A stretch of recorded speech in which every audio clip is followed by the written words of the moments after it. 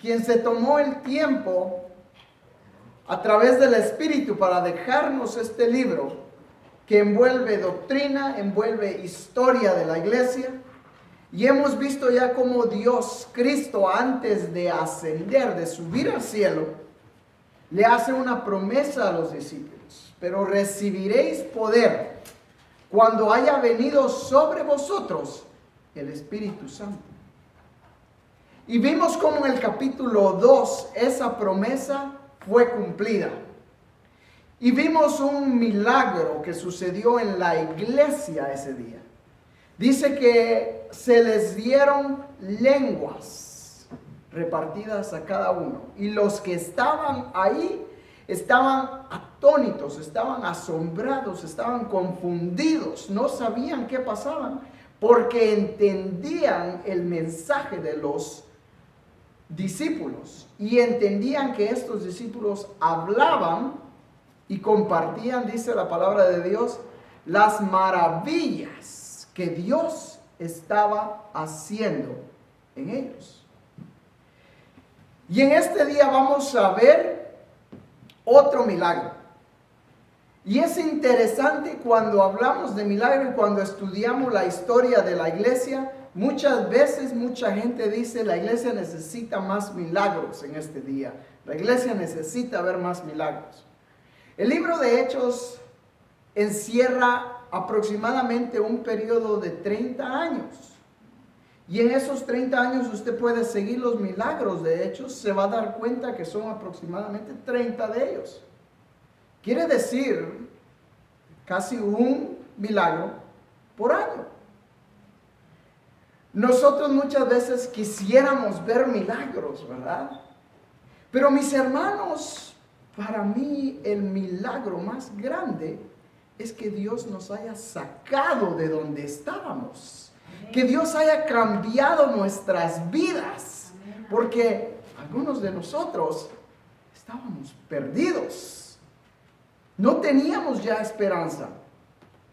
Sin embargo, Dios nos sacó.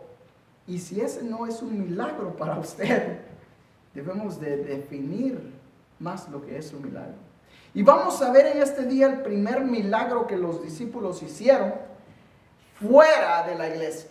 Es interesante que vamos a ver este milagro. Sucedió a un hombre que no era parte de la iglesia. Sin embargo, Dios usa a los discípulos, a Pedro y Juan, para demostrar su poder aún fuera de la iglesia. Y vamos a ver cómo Dios usa esta oportunidad para aún multiplicar su pueblo en este tiempo. Así es de que vamos a entrar de lleno a nuestro estudio y nos quedamos la última vez en el versículo 47 del capítulo 2 y dice: alabando a Dios y teniendo favor con todo el pueblo, y el Señor añadía cada día a la iglesia los que habían de ser salvos. Pedro y Juan subían juntos al templo a la hora novena, la de la oración. Quiero detenerme ahí un momento. Hay ciertas cosas que debemos de hablar antes de que empecemos. En primer lugar, vemos aquí a Pedro y Juan, dice la palabra de Dios, que subían al templo a la hora novena, la cual es la hora 3 de la tarde, a las 3 de la tarde. Los judíos, los rabí, tenían una tradición y ellos decían que a los judíos más religiosos, 3 pilares eran los más importantes de la religión judía, que era el estudio de la ley o la Torah, la adoración que envolvía o incluía la oración en el templo. Oraban 3 veces al día, en la mañana, a mediodía y en la tarde. Es por eso que si usted lee el libro de Daniel, dice que Daniel oraba 3 veces al día. Y no era cada vez que comía, como nosotros a veces hacemos. Daniel oraba en la mañana, a mediodía y en la tarde. A las 3 de la tarde era cuando el segundo sacrificio del día se hacía. Y era cuando la mayor parte del pueblo judío iba al templo a orar. Esa es la hora que está dándonos aquí Lucas, la hora novena del día. Es interesante que vemos a Pedro y Juan yendo al templo judío, aún que ya ellos habían creído. Y mis hermanos, hay personas que creen que ven un problema con eso. Si Pedro y Juan ya no eran judaizantes, ¿por qué van al templo? Simple y sencillamente porque eso era lo que los discípulos predicaban.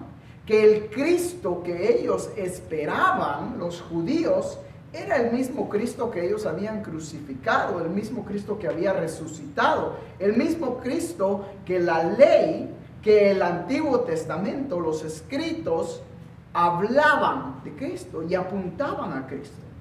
Entonces ellos no veían ningún problema con ir al templo judío a orar, porque ahora ellos sabían y conocían personalmente a ese Cristo que los judíos rechazaron.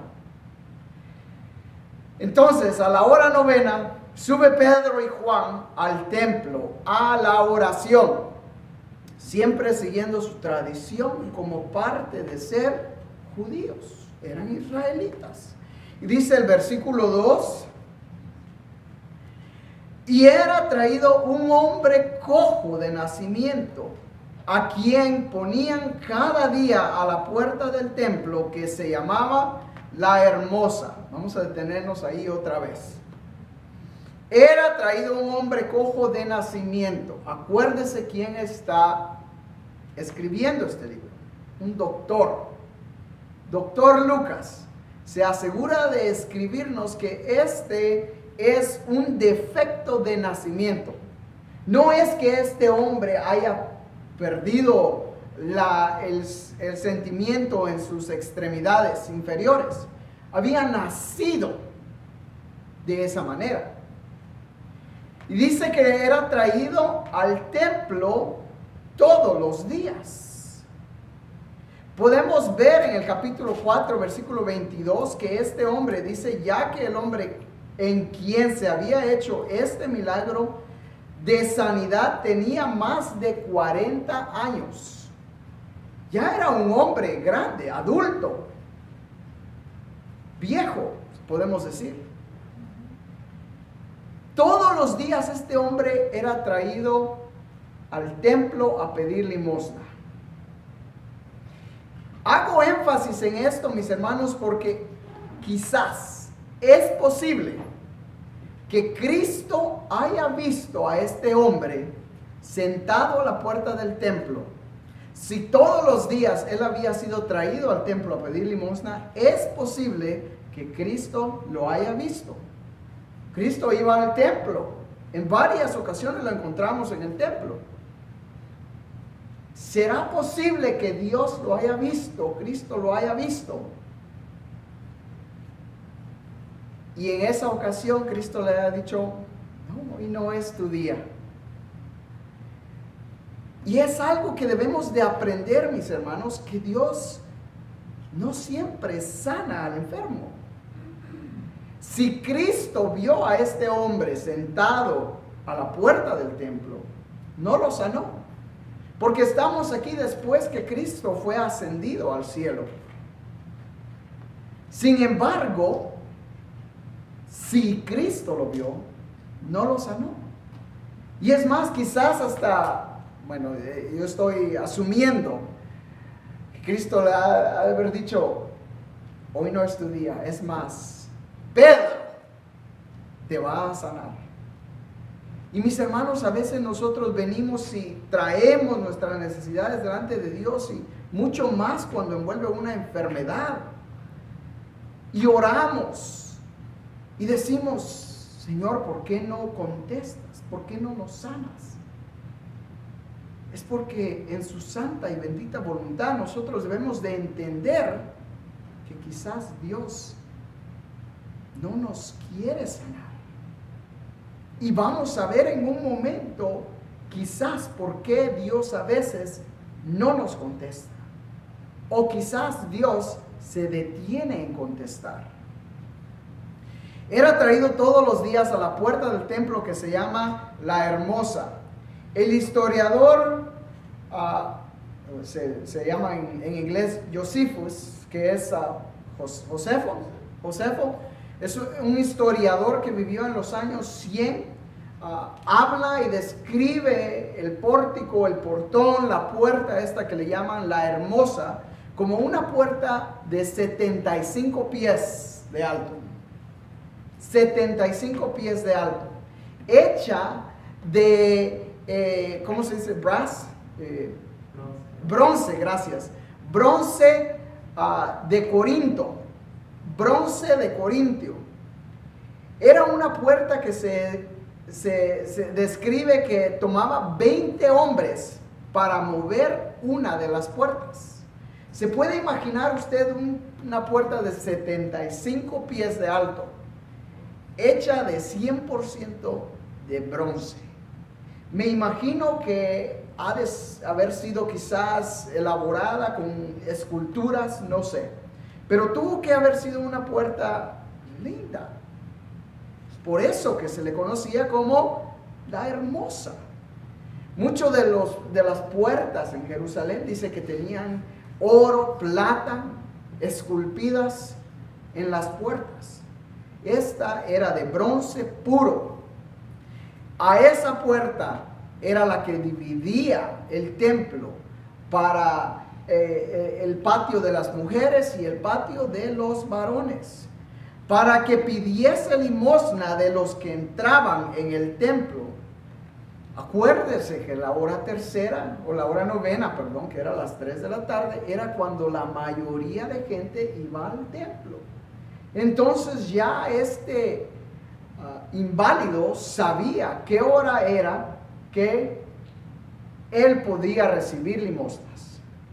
El tercer pilar que los judíos creían que era importante como parte de ser judío era el hacer buenas obras, el cual ellos entendían que era dar limosna. Entonces este hombre sabía qué hora ir, sabía en dónde ponerse, porque a esa hora cuando la mayoría de los judíos llegaban al templo, era más seguro que él recibiera una limosna. Versículo 3. Cuando vio a Pedro y a Juan que iba a entrar en el templo, les rogaba que le diesen limosna. Pedro, con Juan, fijando en él los ojos, le dijo: míranos. Entonces él les estuvo atento, esperando recibir de ellos algo. Quiero que se figure usted por un momento a un hombre quizás sucio, andrajoso, quizás hasta tenía mal olor, desechado por su propia familia. Solo lo llevaban ahí, lo dejaban, pide tu limosna. Desechado de la sociedad. Aún hoy en día hay sociedades que no aceptan a los inválidos. Y en vez de tratar de ayudarles, los sacan de la ciudad. Y estos hombres, mujeres, pasan vidas tristes, miserables. Y aquí está este hombre esperando recibir una limosna, como todos los días lo había hecho. Para él no había nada de diferente en este día. Llega Pedro y Juan, pasan enfrente de él y Pedro lo mira. Y este hombre quizás está agachado solo pidiendo. Ya ni siquiera levanta la vista para ver quién pasa. Y Pedro le dice: mírame. Y este hombre de repente está agachado y levanta la vista. Y ve a Pedro y Juan. Y dice la palabra de Dios que fija en ellos los ojos y espera espera recibir algo. Si me están hablando, espero que me des algo, ¿verdad? Fijan en Pedro los ojos y espera recibir algo. Entonces, él estuvo atento, versículo 5, esperando recibir de ellos algo. Mas Pedro dijo, no tengo plata ni oro, pero lo que tengo te doy.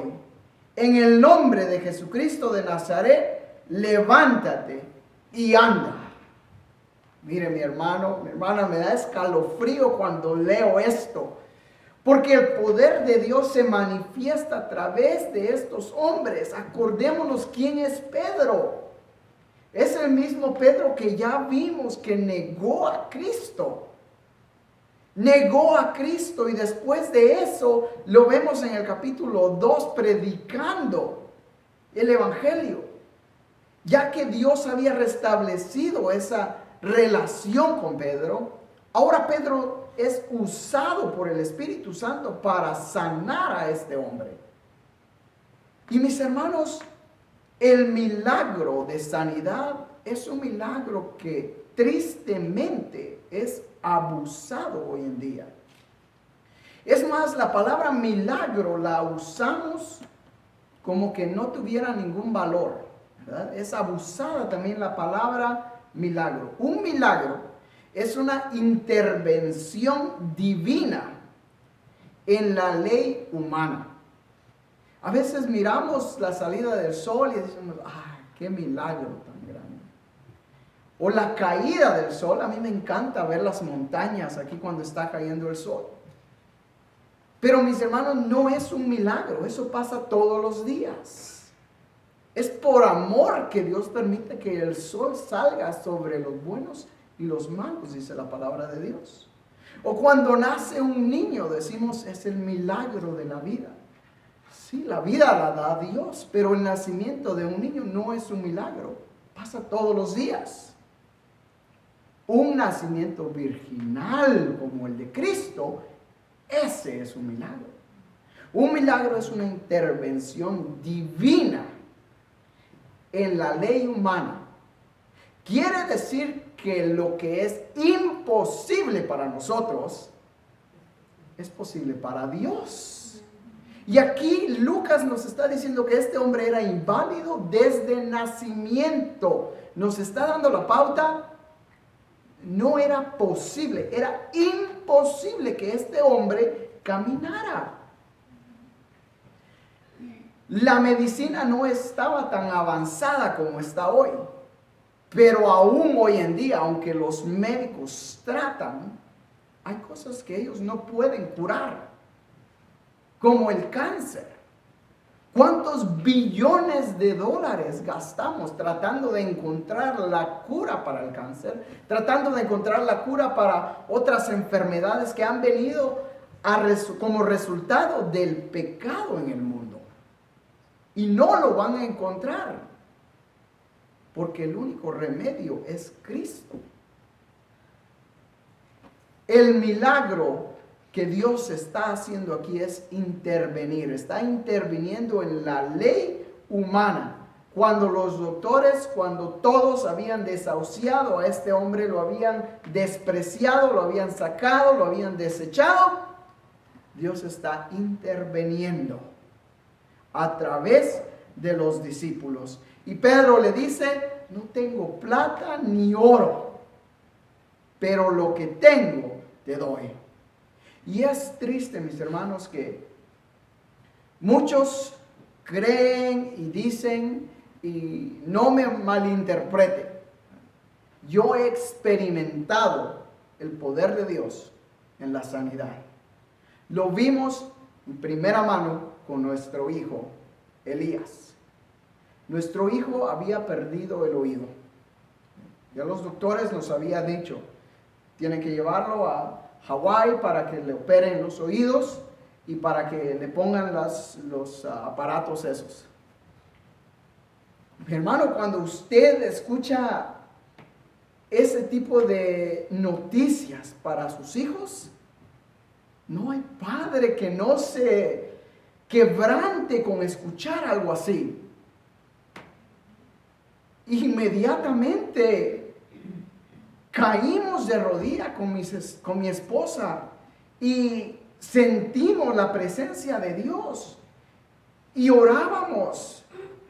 Yo le decía al Señor, no es posible que nos hayas dado un hijo y que ahora le quites el oído. Y pasó casi un mes y nosotros orábamos y ayunábamos solos en Japón. No había familia, no habían amigos que teníamos. Algunos de ellos compartían nuestra fe, otros de ellos no les importaba. Nos decían, ¿no? Llévenlos al doctor, que lo opere. Pero mi fe estaba fundada en Dios. Y mis hermanos, aunque yo veía a mi hijo perdiendo el oído y cuando me gritaba y me decía, no te escucho, no te oigo, es duro. Pero Dios, que es fiel en su poder, que no lo merecemos, de repente, de la noche a la mañana, mi hijo fue sanado. ¿Cómo puedo yo no creer en el milagro de sanidad si yo mismo lo viví? Pero también entiendo que hay ocasiones que el hombre dice, soy sanado, lo declaro que soy sanado. Hay ocasiones, hermanos, que debemos de ser conscientes que la sanidad de Dios toma tiempo. El año pasado, este año, me quebré uno de los dedos del pie. No sé si me vio andar ahí con ¿cómo se llama? Muletas. Yo hubiera parecido loco si hubiera venido y decirles, no, hermano, pero soy sano. Yo me declaro que soy sano. Pues ¿cómo eres sano si todavía andas con muletas? Y tristemente ahora en la televisión vemos shows, vemos estos programas que venden la sanidad. Mis hermanos, esta sanidad no es de Dios. Venden la sanidad, venden que agua bendita, que el aceite, yo no sé. Esta sanidad, este hombre no la estaba buscando. Segundo lugar, Dios usó a los discípulos para demostrar su poder y para que este hombre le diera gloria a Dios. La sanidad que vemos en este día es un abuso y es una estafa, tristemente. Pero encontramos aquí a Pedro hablándole a este hombre, dice, no tengo plata ni oro, pero lo que tengo te doy. En el nombre de Jesús de Nazaret, levántate y anda. Y tomándole por la mano derecha, se levantó. Y al momento se le afirmaron los pies y tobillos. Acordémonos, el doctor Lucas está hablando aquí. Muy detallado, dice Lucas, se le afirmaron los pies, los tobillos, los tendones, los músculos. Y saltando, versículo 8, se puso en pie y anduvo.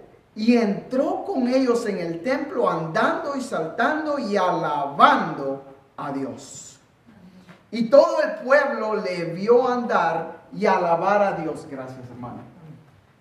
Y todo el pueblo le vio andar y alabar a Dios. Mi hermano, mi hermana, Dios todavía hace milagros en este día. Amén. Pero los milagros que Él hace, quiere que nosotros le demos la gloria y la honra a Él. Tristemente, hay muchas personas que experimentan un milagro, que oran por años porque Dios les dé un hijo. Al fin Dios les da el hijo, hace un milagro, obra un milagro y los padres pueden tener un niño. Cuando el niño nace, ¿qué pasa? En vez de buscar más a Dios, se alejan de Dios. ¿Por qué? Porque dicen, oh, no podemos ir a la iglesia, se nos va a enfermar el niño, está frío, no lo podemos sacar, está muy caliente. Y ahora el niño se vuelve una piedra de tropiezo.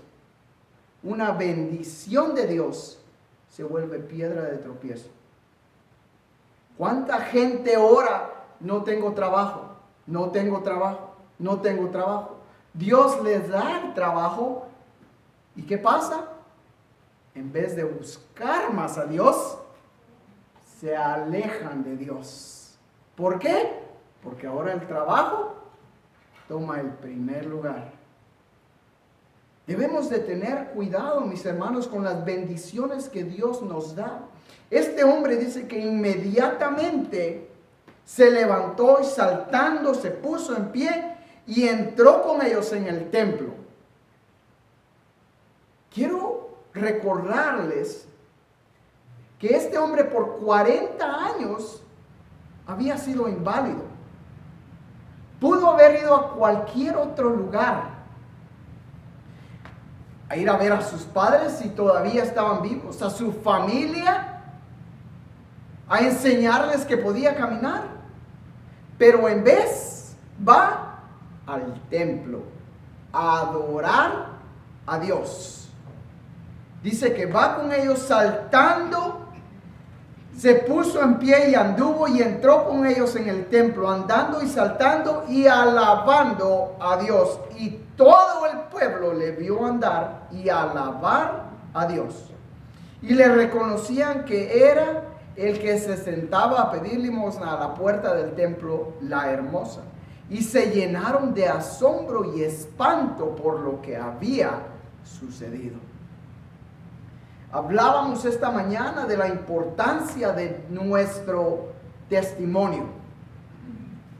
Y hablábamos de la importancia de entender a lo que venimos cuando venimos a adorar.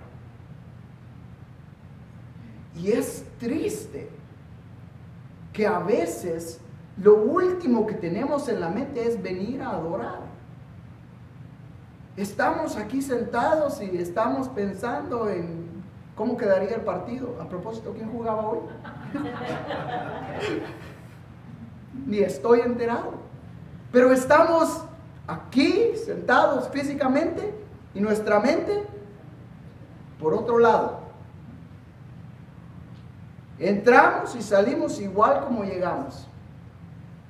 Qué aburrido estuvo el culto. Hoy no sé qué le pasó al pastor, hoy no estuvo bueno el mensaje. O cuando el Espíritu de Dios se siente, hoy sí se sintió el Espíritu de Dios. Déjame decirle que usted va a encontrar lo que viene buscando. Si usted viene buscando a Dios, va a encontrar a Dios. Amén. Si usted me viene a buscar a mí, va a encontrar exactamente eso. Me va a encontrar a mí. Y no le va a gustar, créanme. Mis hermanos, este hombre entró al templo alabando, adorando el nombre de Dios por las maravillas que Dios había hecho. Cuando usted entre por esa puerta, venga pensando, alabando, adorando a Dios por las maravillas que Dios ha hecho en su vida. Amén. Hablábamos en la clase en esta mañana que no somos un club social. Perdónenme, los amo de corazón, pero no somos un club social. Estamos aquí para adorar a Dios y para predicar la palabra de Dios.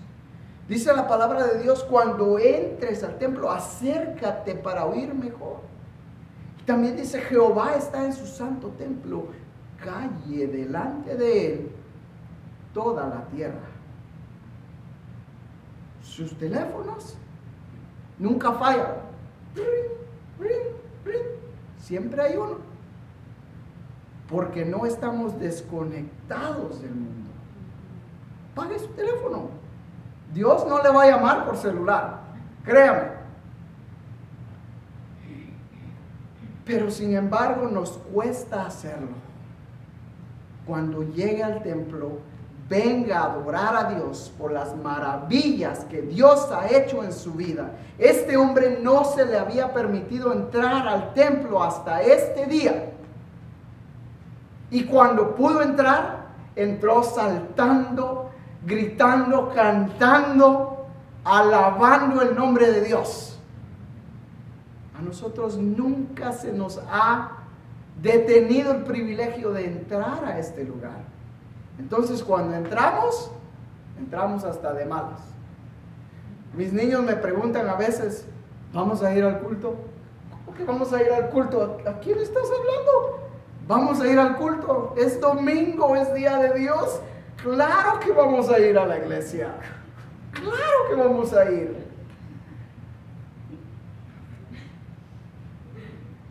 Y muchos decimos, ¿no? ¿Puedo alabar a Dios en mi casa? Sí, claro que puede alabar a Dios en su casa, lo puede adorar en la calle, en donde sea que esté. Pero nos reunimos para adorar juntos y compartir las maravillas que Dios ha hecho. Este hombre lo entendió y entró brincando, saltando, alabando el nombre de Dios. Seguimos adelante porque no quiero que se me duerma. Versículo 11. Y teniendo asidos a Pedro y a Juan el cojo que había sido sanado, todo el pueblo atónito concurrió a ellos al pórtico que se llamaba de Salomón. Viendo esto, Pedro respondió al pueblo: varones israelitas, ¿por qué os maravilláis de esto? ¿O por qué ponéis los ojos en nosotros como si por nosotros poder o pudiera... Perdón, me perdí ahí. Déjame empezar. Varones israelitas, ¿por qué os maravilláis de esto? ¿O por qué ponéis los ojos en nosotros como si por nuestro poder o piedad hubiésemos hecho andar a este? El Dios de Abraham, el Dios de Isaac y de Jacob, el Dios de nuestros padres, ha glorificado a su Hijo Jesús, a quien vosotros entregasteis y negasteis delante de Pilato cuando éste había resuelto ponerle en libertad. Mas vosotros negasteis al santo y al justo y pedisteis que se os diese un homicida y matasteis al autor de la vida y a quien Dios ha resucitado de los muertos, de lo cual nosotros somos testigos. Y por la fe en su nombre, a este que vosotros veis y conocéis, le ha confirmado su nombre, y la fe que es por él ha dado a este esta completa sanidad en presencia de todos vosotros. Miren, Pedro no pierde ninguna oportunidad para predicar el evangelio, y esta no es la excepción. Y les pregunta, ¿por qué piensan que somos nosotros? ¿Por qué nos están viendo a nosotros como que si fue por nuestro propio poder? Dice, fue el Dios de Abraham, de Isaac y de Jacob el que levantó a Jesús de los muertos, a que ustedes crucificaron. Acordémonos a quienes les estaban hablando.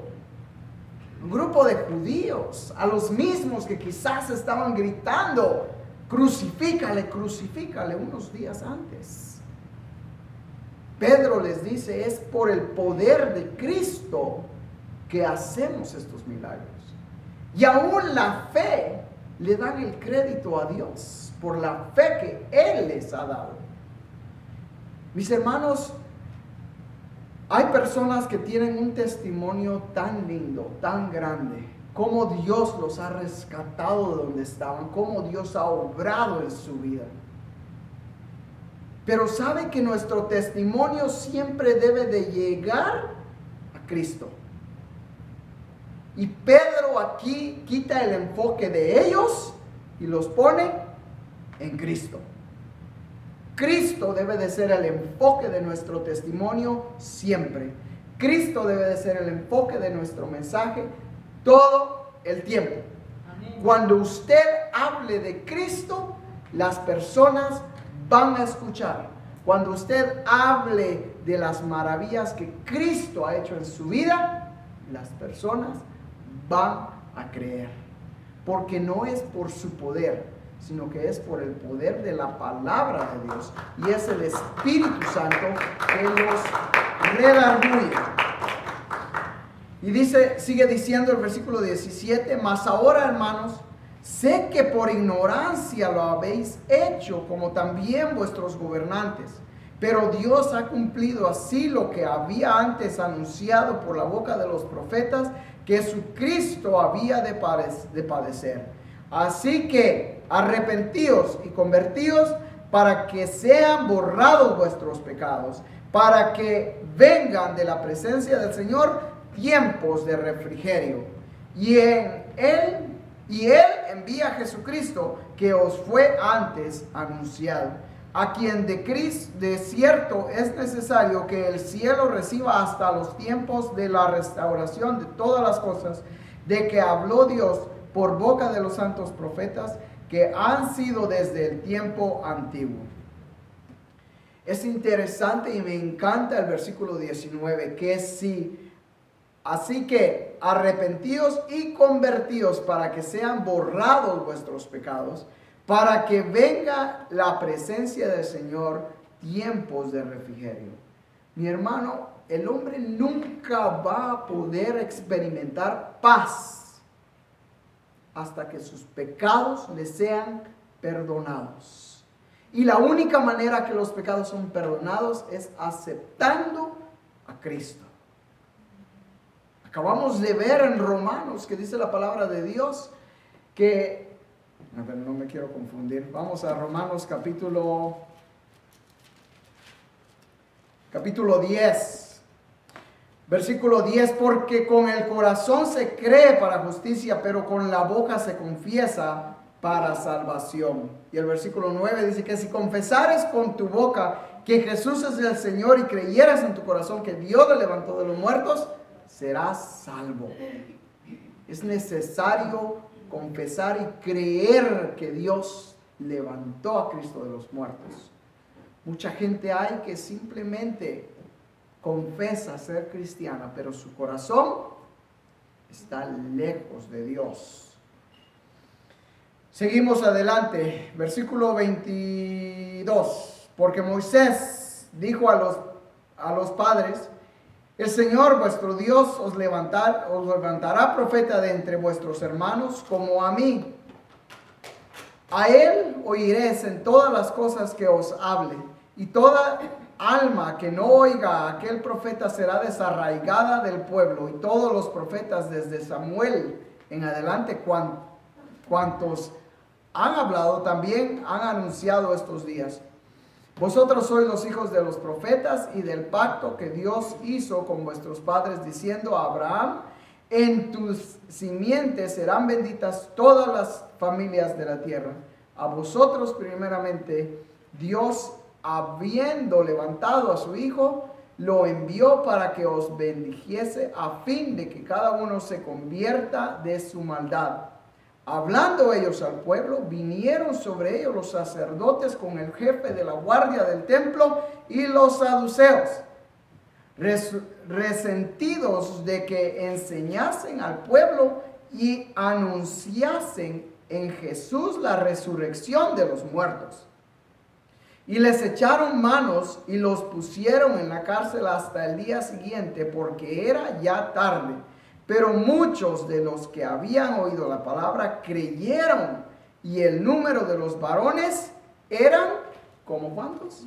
5,000. Como 5,000. El capítulo 2, ¿cuántos se arrepintieron y fueron bautizados? 3,000.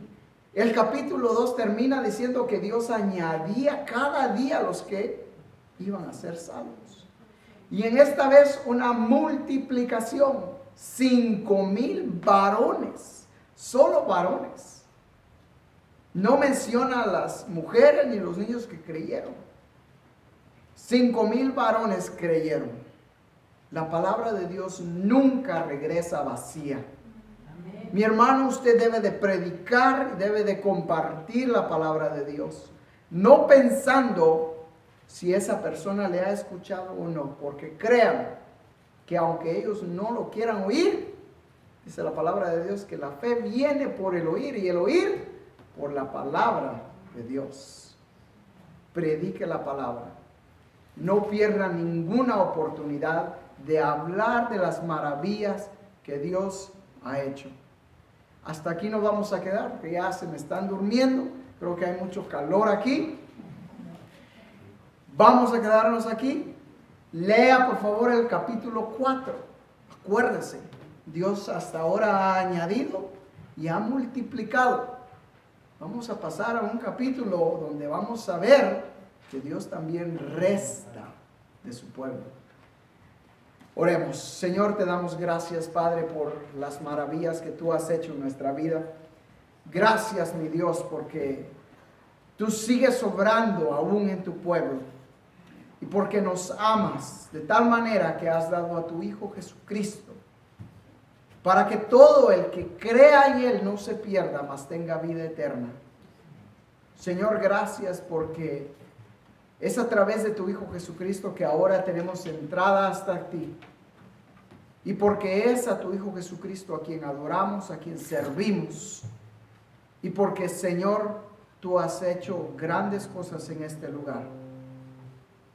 Dejamos este día en tus manos y te pedimos que tú sigas bendiciendo nuestro día, nuestras familias, nuestra iglesia aquí, Señor. Bendice a las hermanas, Padre, que vienen de regreso. Tráelas con tu paz, con tu bendición. Y permítenos regresar aquí el miércoles, dispuestos, Señor, a seguir adorándote. En tu nombre oramos. Amén.